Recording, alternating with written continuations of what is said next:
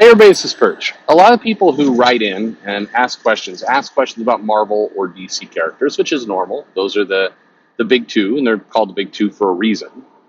And there's certainly been a lot of attention over time there, and there's been a lot of these are characters a lot of people grew up with, so of course they have a lot of thoughts about them. But I'm thinking today more about kind of that next level boom image and that group. And if you're boom right now, if you're image, how do you take advantage of the current situation? The current situation I'm talking about right now is, depending on where you fall on the spectrum of, dissatisfaction or satisfaction, there's one undeniable fact, and that's the numbers of comics, mainstream comics, are not where they should be. And where they should be, as I'm defining it here for this conversation, is they should be selling, above 100,000.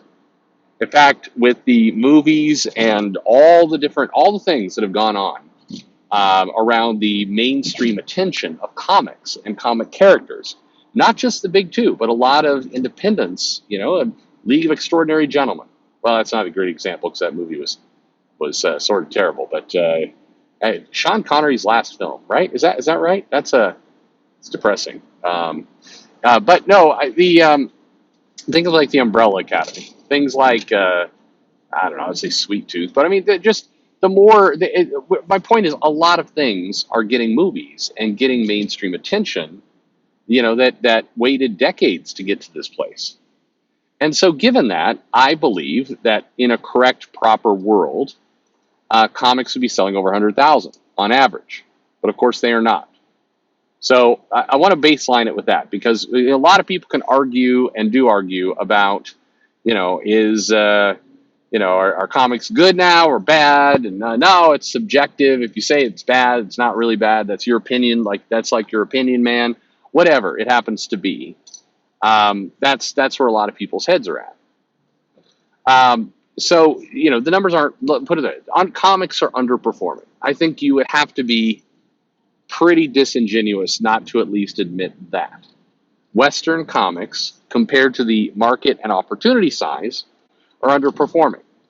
If you claim it's like, no, it's natural that they're at this state because people don't read anymore. They play, their phone, or they play video games, whatever it happens to be.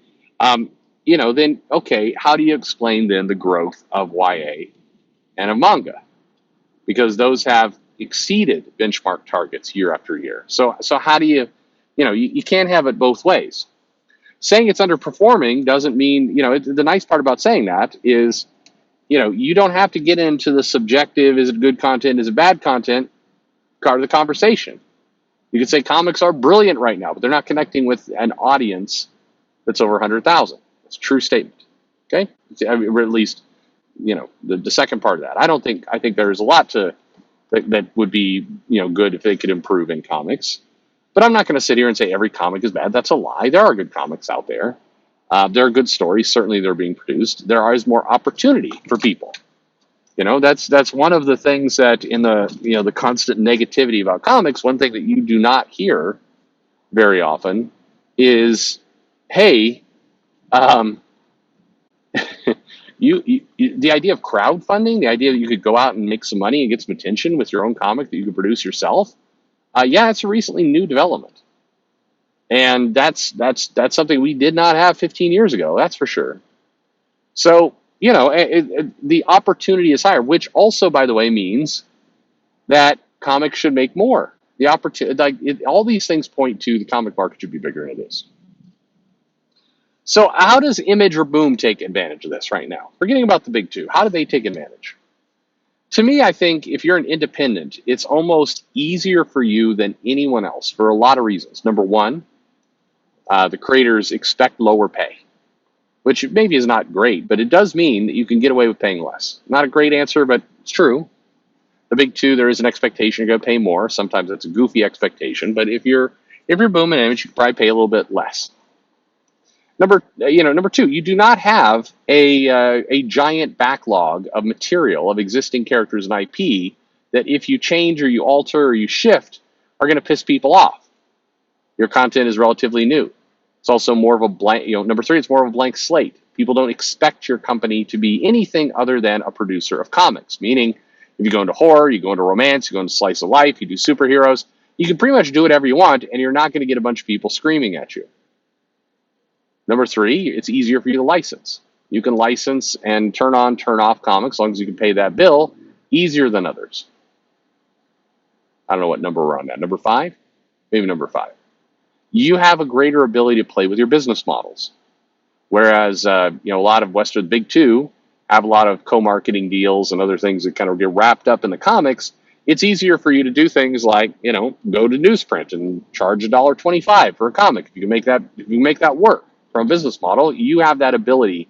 Whereas Marvel and DC have a little bit less freedom where that's concerned. I mean, I could go on and on and on in this, but I guess the point is, it is easier to experiment. It's easier to do different things. And also, and this is kind of the crux of my argument, if you're Image or Boom, it's easier for you to copy what's working. And so herein is, if you're Image right now, you should be obsessively focused with looking at what's going on in the stuff that is moving. Not just in comic books, but certainly manga and YA. You should also be looking at what's going on with content for kids, what's going on with games, what's going on with microtransactions, what's going on with people who are making a commerce in entertainment, and how can you co-opt those models? If you are thinking about kind of bundled comics, a subscription, different kind of things, you have a lot of freedom to do that. So you should.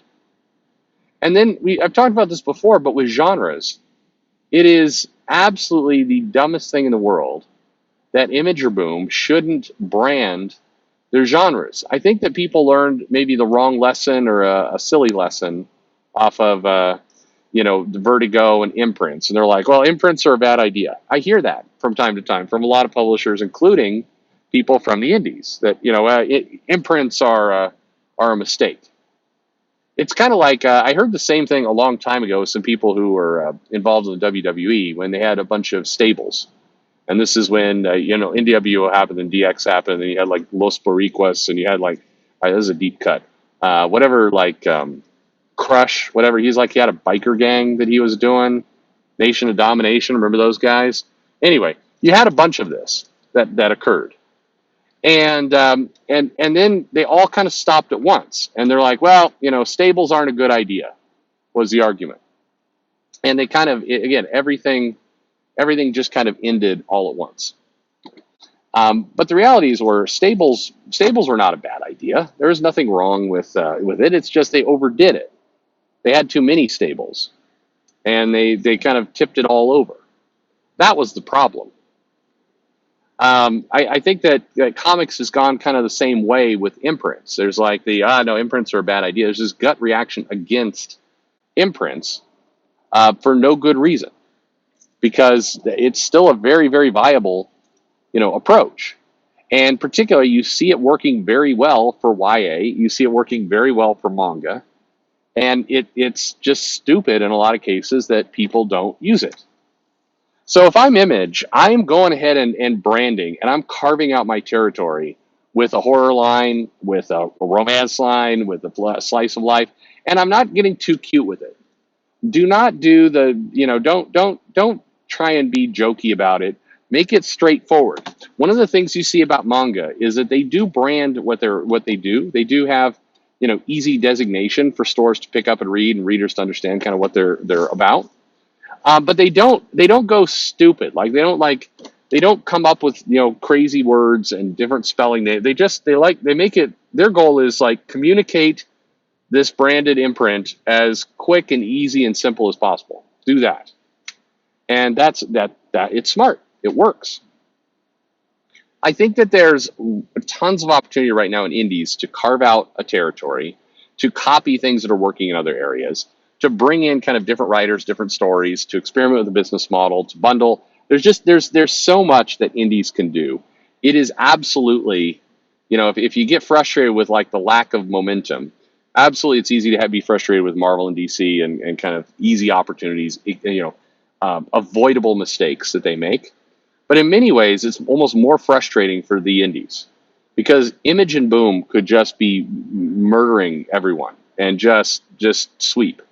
Particularly with what's happened over the last 3 to 4 years with manga and with others. That's the thing. And now I know some of you in the comments, and many of you won't get to this point in the video. So the secret word is parakeet. It's always parakeet.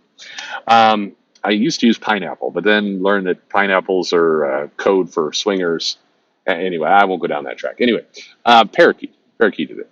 But some of you will say, well, it's the woke ideologists who are in these comic companies who are communists trying to destroy America, and that's why. Fine.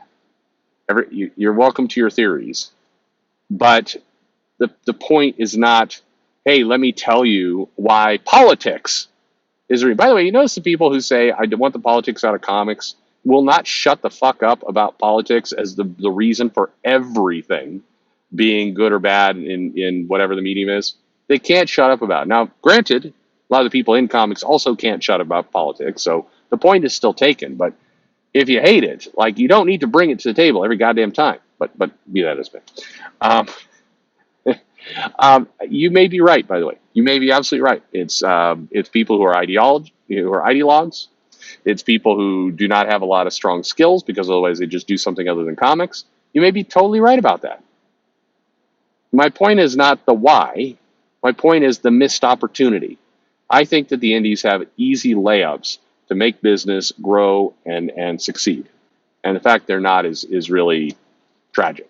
So in many ways, the avoidable errors that Marvel and DC make are bad, but they almost dwarfed in comparison to the obvious missed opportunities of Image, Boom, IDW, some of these indies. That's my point. Agree or disagree? Let me know in the comments below. Like and subscribe, and thanks for listening.